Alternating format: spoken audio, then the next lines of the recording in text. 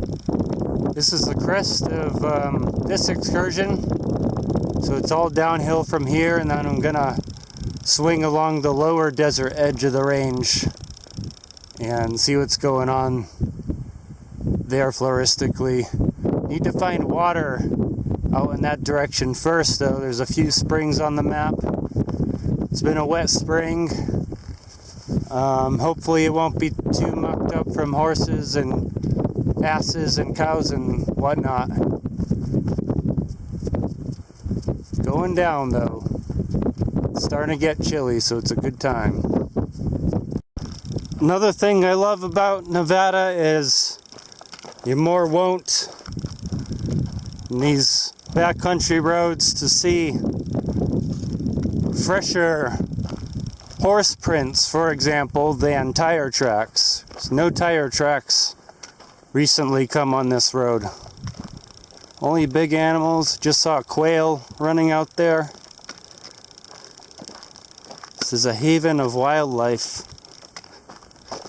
and it's partly in consequence of no people coming out here.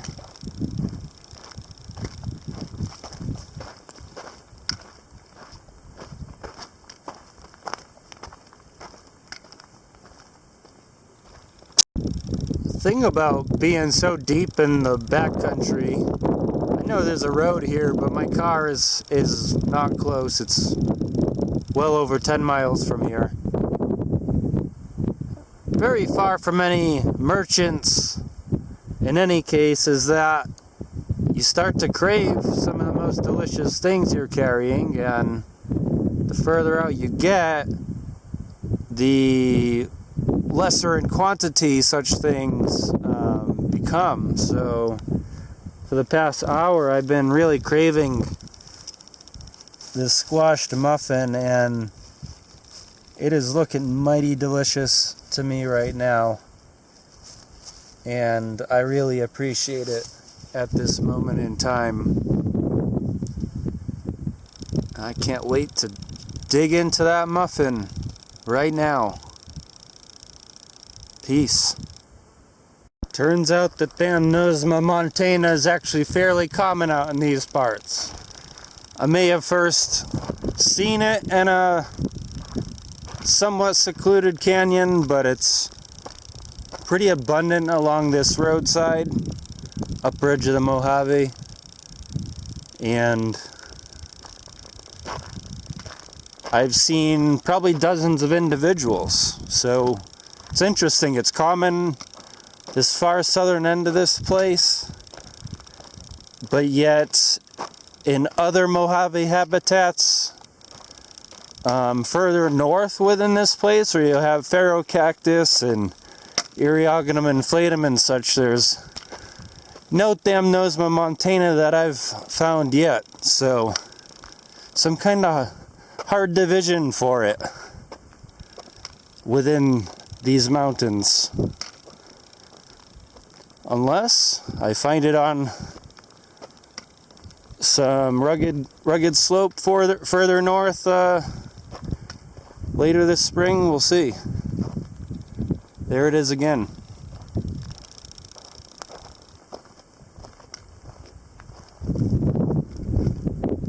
It's not looking good for this one.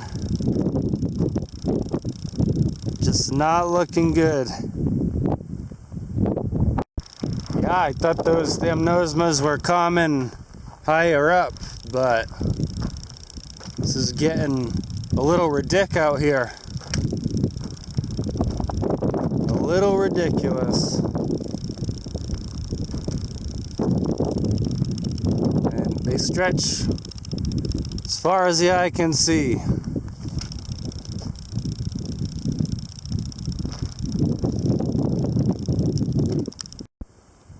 Got those deep purple petals, that double-lobed ovary.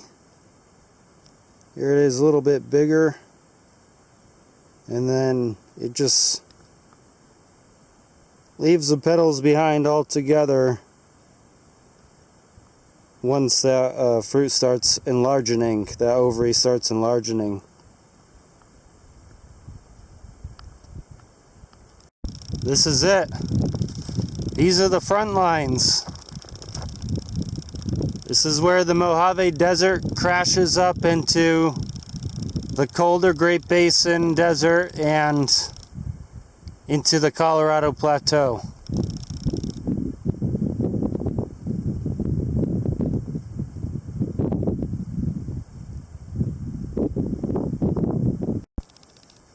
This is one of my favorite mustards. Fleshy cordate leaves and it's beautiful off-purple fleshy flowers. This is Streptanthus cordatus. Like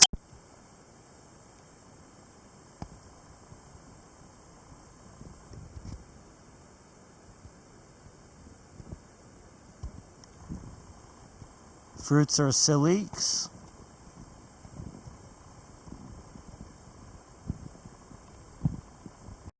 One of the only times I wish I'd brought clippers with me is collecting this right now. This is Berberis fremontii in the Berberidaceae family. Oregon grape is in this family. And those leaves made my hands bleed upon collecting this thing. I don't know if it was worth the weight of bringing clippers all this way just for this one plant, but that was a mini ordeal. So anyone would be deterred from chomping on those leaves immediately, I would say.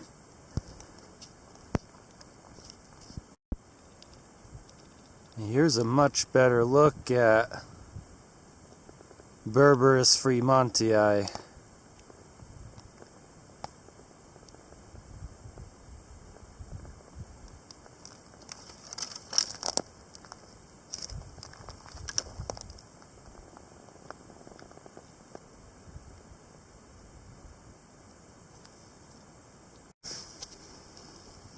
Right there. It's a fast creature when it's moving. I guess it lives in that. Ooh. All the grazing out here brings out lots of cheatgrass, sure, but it's also having an interesting effect. It's bringing out tons of thamnosma, tons of yucca baccata, tons of coleogyne, and so it's really facilitating shrub growth rather than thriving annuals out here. I ain't seen crap for desert annuals that are native. Just an Amsinkia or two. And that has something to do with temperatures. It's still a little cold here, but nonetheless, it's striking how the cattle have converted this into a dominant shrubland with lots of invasive annual grass in between. Got a fairly barren desert here, and this spot on the road is wet for some reason, and it's because of a pretty nice little piece of technology, I have to admit. This little pipe is just glugging out a spurt or two of water. I don't know what the timing is. It's across minutes rather than seconds. Just a little glug, and that's enough for the foul beasts here to drink and be happy. They don't really care what they drink, or so it seems. And this is so much better than just, yeah, the alternatives I usually see. Oh, there it goes. Glug.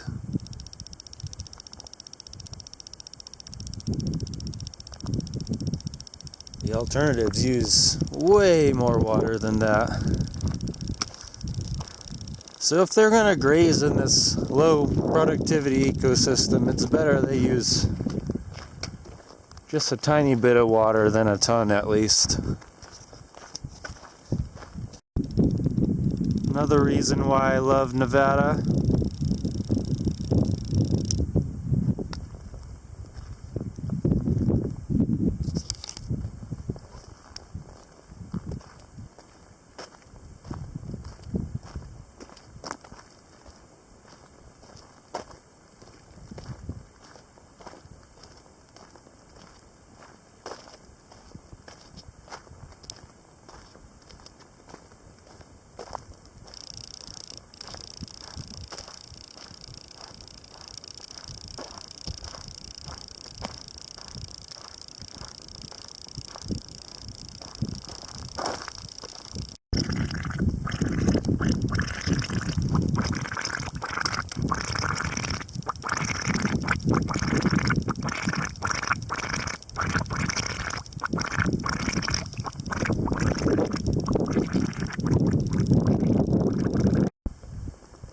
Isn't this nice? Got a trinity of dead balloons. Is that Super Mario, perhaps, themed? Yeah, I think that's what that is.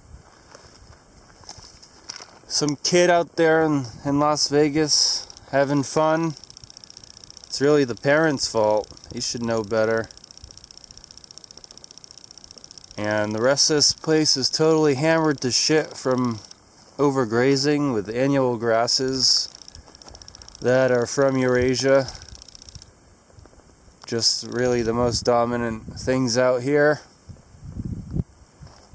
A damn nosemouth shrub here and there. Eriogonum here and there. But this place is hammered to shit. No other way to put it. And to cap things off, we got the balloon trinity here.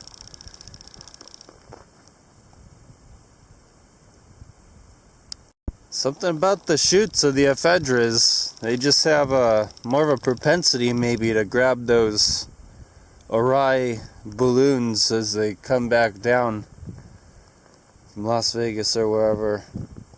Los Angeles in some cases.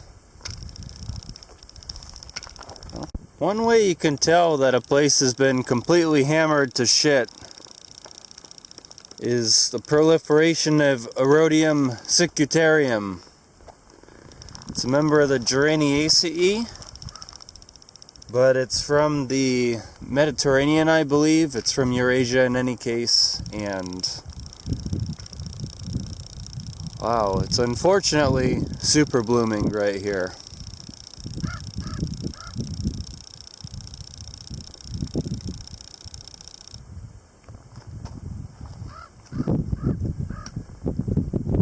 See how kind of spaced apart and beaten up the shrubs are too. That's from trampling. And if the overgrazing weren't enough, we now have an informal network of moto paths. I like motorbiking as much as any of these people, but I don't cut across pristine desert habitat on such bikes. That's the difference. That one out there, on top of the yucca. Keeps yelling at me. You just hear that? Oh.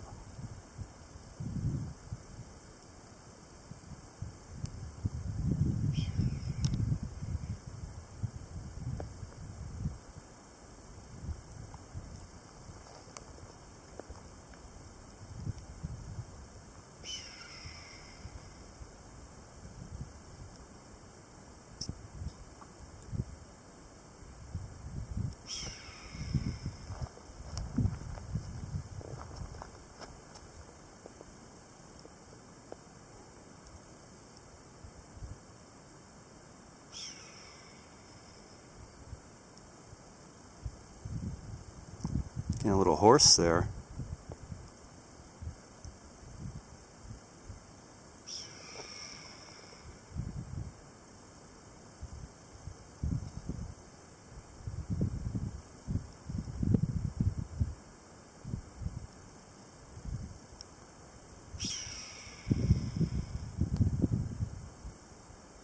There's a nest up there, that's why it's yelling at me.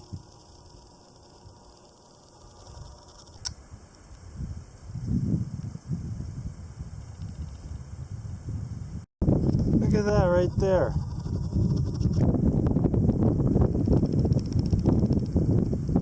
In case you ever thought choyas weren't good for nothing, look at that. Pretty amazing.